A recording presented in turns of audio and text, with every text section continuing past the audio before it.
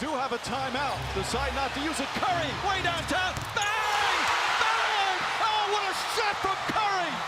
What's up, everybody? My name is Ethan. This is Courtside TV. If you're new, don't forget to subscribe. And let's get into it for today. So, the Minnesota Timberwolves are absolutely struggling right now. Similar to the Raptors, who I talked about yesterday, Minnesota has not looked great this season, and it's probably even worse for them. It puts them in a much worse scenario than it does any other team who's in a bad spot right now, simply because they don't have their draft pick this season. They traded away their draft pick in order to get D'Angelo Russell. It is top 3 protected, but with the way that the lottery odds are now, there's absolutely no guarantee that they will keep that pick. So if they struggle this year, it's just a completely lost season, and they really have no realistic path to really get that much better than they are. And I don't want to be such a downer on Minnesota, because I do actually think that they have some upside this year and for the future. But with the way they've looked so far, it's getting really, really tough to defend a lot of the moves the franchise has made over the last little while. And unfortunately for Minnesota, they might be looking at to be in a pretty bad spot for the next couple of years, and it just sucks for a franchise who has really not been very good for a very long time. But yeah, we're just going to take a look at their record and the things that we've seen so far, and potentially where this might go from here. Can they turn it around this season, and what's it going to look like for them moving forward? So looking at the record here, they have lost, as you can see, 7 in a row, and that happens to coincide with Karl-Anthony Towns going out with a wrist injury. He was hurt late in that game against the Jazz. I believe he ended up playing through it for those last couple of minutes of that game, but he ended up needing to sit out a couple weeks with that wrist injury.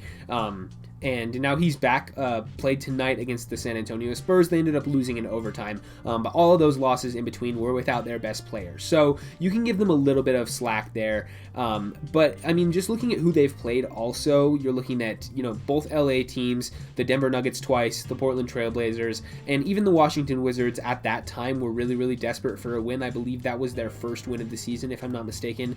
So they were really desperate to get something up there. So, you can kind of excuse away a lot of those losses, but even still, even despite missing your best player, you're gonna want, if you're challenging for the playoffs, you're gonna want to at least win 1 or 2 of those games, if not more. So it is pretty disappointing to lose all of those games. Regardless of who you're going against, you're gonna want to try to get at least a couple wins. 7-game losing streak is pretty bad, regardless of how you're looking at it. And especially after starting 2-0, it's just been kind of a letdown for them over the past couple of weeks. And the first thing that jumps out to me here is the defense, because if you're looking at these points scored, I mean, you can see it right there. They've allowed 125, 130 pretty much every night. The 2 games that they won, it was in the 111 and 116, so that's a little bit better. But all of those losses here in the 120s and 130s. And Bradley Beal said it the other day, and I think it applies to the Wizards as well as this Timberwolves team. They can't guard a parked car. It's just I've been watching a little bit of this Timberwolves team, and they really just can't stop anybody right now. And that that goes around to a lot of the guys on this roster. If you're looking at some of the guys, the key players here, D'Angelo Russell has never really been known as a good defender. Neither is Malik Beasley. Anthony Edwards is a rookie, and he wasn't a great defender in college. Maybe he has the physical upside in order to get there eventually, but as a rookie, he's not been super impressive on the defensive end. Ricky Rubio is actually a pretty above average defender for his position, I think. But he's obviously not going to be able to do everything by himself. And then Karl-Anthony Towns being out for a while, he himself isn't a great defender at the center position. He's just okay. But really, if you look at this team, they don't really have any defensive personnel at all. So it's hard for me to imagine that it's going to get that much better. Unless they make a big trade or something like that. Really defensively, I think they're going to struggle all year. And I think it comes down to the problem of, I think they just focused a lot on offense in their offseason and not a ton on investing in the defensive side of the ball. Because when you look at the guys they brought in, they brought in D'Lo at last year's trade deadline, Malik Beasley, who has a very similar skill set to D'Angelo Russell, really just a scoring 1 or 2 guard who he can just come in and be a spark plug guy and get you buckets there, which is very similar to D'Lo. Just kind of handle the ball, maybe pass a little bit, and then just score, and not really known for their defensive prowess, either of them. And then Anthony Edwards, like I said, is a rookie. He's not really known for his defense either. And so they maybe could have done a little bit better by maybe keeping James Johnson around because he's known as more of a veteran defensive type guy. Maybe bringing in a couple of those defenders on veteran minimums, the guys off the free agency pool who are known to do that. Whereas, like, it's just kind of interesting to me because when you look at their two stars, right, Cat and D'Lo, both of them, like, for all of their offensive talent, you know that you're going to have to make up for that on the defensive side of the ball. And so I would have liked to see this team invest a little bit more in that over the offseason. Looking back on it, I was actually pretty impressed with their offseason at the time. That video that I made, talking about them and how I think that they are actually going to be kind of underrated coming into this year. And I still think they do have some of that potential left. They still have some of that upside here with this roster. But missing that defense, I think, was maybe an oversight by them. And so that might be something that is going to come back to bite them because they really can't guard anybody right now, and there's no cavalry coming here. Like, they don't have anybody on the injured list that's going to come back and really help them defensively, and so unless they really start clicking there, like players start to give more effort, coach draws up better defensive schemes, maybe that's on Ryan Saunders to figure that all out, but it's just hard for me to imagine that it's going to improve significantly after what we've seen from them this year, and that's going to be a problem for them. But if there is any good news, you can see that the schedule does lighten up significantly over the next couple of games, and that's why I put it up here. They played the Spurs again. Obviously, they almost beat them tonight, went to overtime.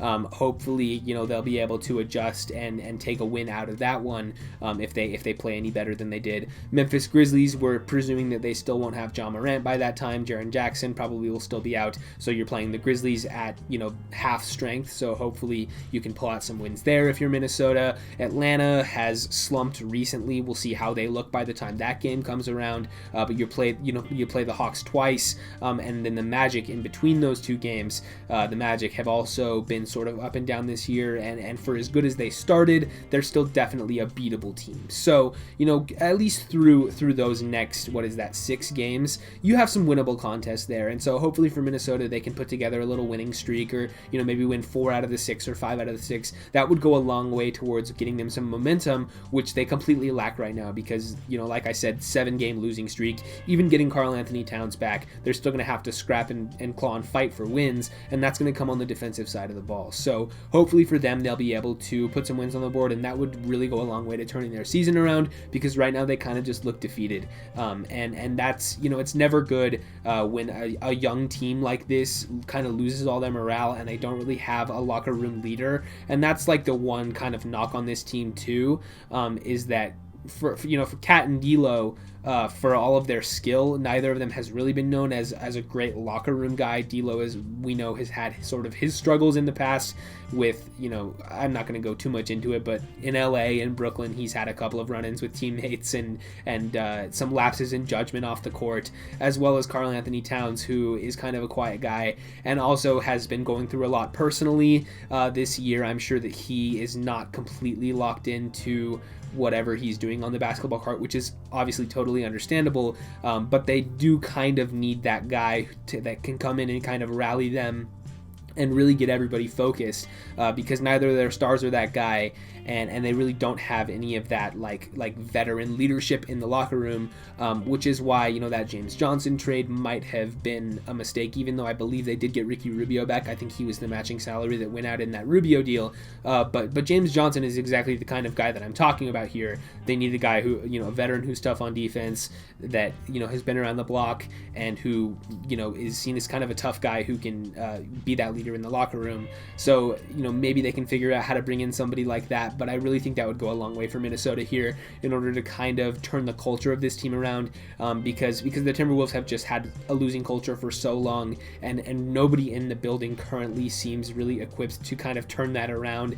And so it just, like, that's kind of what Jimmy Butler was trying to do, and that's why he got so frustrated with a lot of the other players on the team, because none of them really fit into that mold that Jimmy Butler really wanted, and that's why he went to the Heat in his last free agency.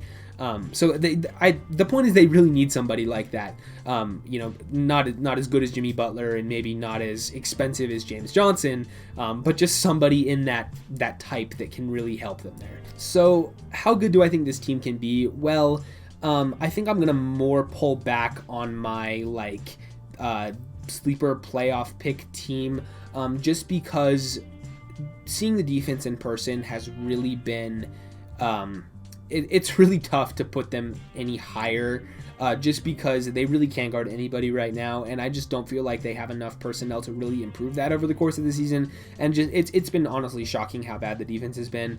So especially with a lot of the other teams in the Western Conference right now actually pretty much exceeding expectations, especially those teams that were looked to be in that 6 to 8 to 10 seed range in the Western Conference, I think have actually been a lot more impressive than you might think. And then there's a couple of teams that have bad records right now that you're expecting to put some more wins together. Teams like the Denver Nuggets and the Dallas Mavericks, who don't have a great record on paper right now, but you would expect that they would turn it around and they would eventually be able to put some more wins on the board. They've started slow, but obviously the Mavericks and the Nuggets are playoff teams, right?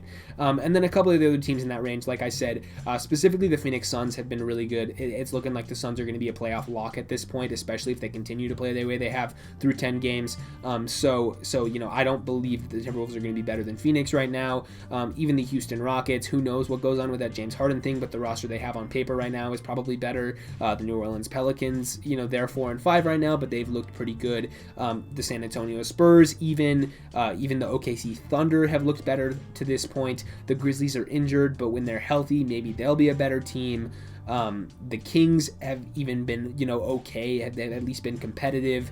Like the Trailblazers and the Warriors, both of those teams have been sort of up and down, but at least they have more upside than this Timberwolves roster does, right? So it's getting really, really tough for them to have a path to the playoffs. And if that is the case, then they just better hope that draft pick lands in the top 3, because they're going to want to keep it this year. And if they can add another young piece to go along with Anthony Edwards and the rest of this young core, that puts them in a much better position. If they get lucky enough to get the first overall pick and get Cade Cunningham, but even if it's not him, there's a ton of other really, really talented players in this draft class. But the problem is, even if they do end up with the worst record in the league, which I don't think they will, I think they're more talented than having the worst record in the NBA. But if they do, I believe it's actually still a higher chance to give the pick away than to keep it, because I think it's a 14% to get each of the top 3 picks, and then it's like 47% or something to get number 4, and then it goes down from there. You can even drop as far as 5, I believe. So even if they do have the worst record, it's higher odds that they'll give it away to the Golden State Warriors rather than keeping it, which is just a total nightmare scenario, right? Like, if the Warriors end up with the 4th overall pick, me as a Warriors fan, I'd be thrilled about that. But for the Timberwolves, that's certainly a tough pill to swallow, especially given that Andrew Wiggins has actually looked pretty good this year. But, it's still early. We'll have to see how that trade looks a couple of years from now. But as of right now, the Warriors are looking a lot better than they did at the time that trade was made. But like I said, we'll just have to see. But yeah, giving away that pick is a total nightmare scenario for the Wolves. And even if they do keep it this year, they'll have to give it away unprotected the following year. So they do owe a pick regardless. And hopefully for them, they'll be able to land in the top 3. Like, if they miss the playoffs, right? Like, they could even get lucky, even if they're like competitive and they end up with like the 8th worst record. They can get lucky and jump into the top lottery and keep it. And so that's one thing for Minnesota to look forward to if the team does miss the playoffs, hopefully getting a top 3 pick. But if not, then they're going to be in a pretty tough position. And then maybe if things do continue to go that way, is there a scenario where Kat and D'Lo ask out? There is, but both of them, considering that they wanted to play together and they both have multiple years left on their contracts, like, it's not like they're pending free agents. I believe Kat has like 4 years left still, 4 years. D'Lo has, I think, 3, including this one, because he signed a 4-year deal last summer. So, they're under contract for the next couple of years, so you're not at huge risk of alienating these guys right now, because even if they do ask out, they don't really have to comply with that. So we'll just have to see how things go, because that would be a pretty big power move by Kat himself specifically, and I think the James Harden situation is something to monitor too, because Harden to this point has been the most the guy to ask out with the most years left on his deal. And Karl-Anthony Towns, like if he asked out tomorrow, he would take over that mantle. And maybe that's a bridge too far, right? Once you get to that point where it's like, hey, dude, you got 4 years left on your deal. Like we're just not going to trade you right now. So we'll just have to see how all that unfolds. But there is a really nightmare scenario here for Minnesota, where they lose their draft pick and end up having to trade their stars away. But I mean, depending on what you get back for Cat and how good Anthony Edwards is, who knows? The future of this team is very murky right now. Again, it's just 9 games in for them. But Minnesota, unfortunately, this season probably is not going to be an actual playoff contender. Anyway, that's about all I have for you tonight on the Minnesota Timberwolves. Like I said at the top of the video, if you're new, don't forget to subscribe. Leave a like, ring the bell if you want to. Leave a comment letting me know what you think about the Timberwolves. They're a slow start. Can they actually get better with the return of Karl-Anthony Towns? And how good will they look with him in the lineup? Who knows, right? But yeah, with all that said, I will see you guys in the next one.